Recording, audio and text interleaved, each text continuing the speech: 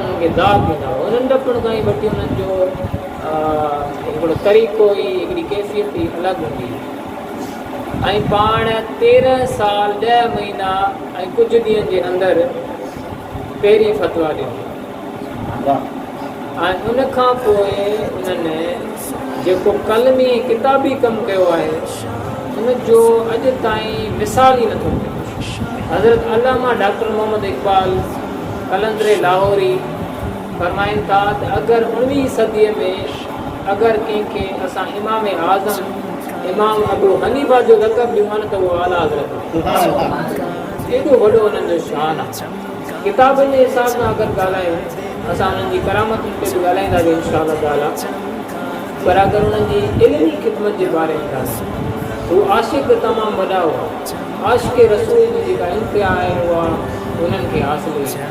ऐं बेशक हज़ारे नबी पाक अलैहिस्सलाम जा आशिक़नि पर जेकॾहिं आशिक़नि जे आसमान में सभ खां वॾो चमकंदड़ सितारो 19वीं सदी में पैदा थियो आला।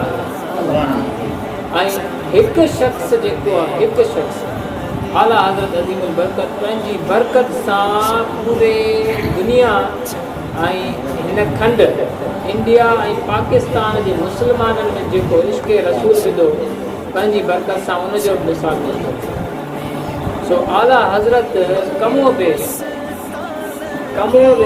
आला हज़रत अज़ीमुल बरकत 1000 किताब लिखिया। 1000 किताब लिखण का मज़ाक जी ॻाल्हि कोन्हे।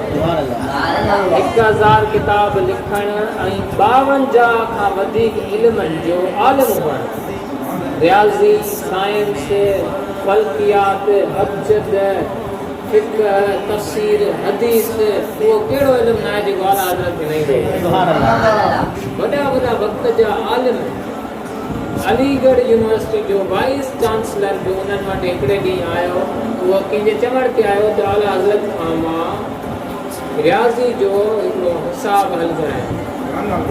पाण आला हज़रत जी ख़िदमत में हाज़िर थिया। उनखे चयनि त मां हीउ जेको मसइलो आहे पाण पीर जी ऑर्डर हीउ जेको रियाज़ी जो हिसाब आहे इहो मां हल कराइण जे लाइ जर्मनी पियो वञा।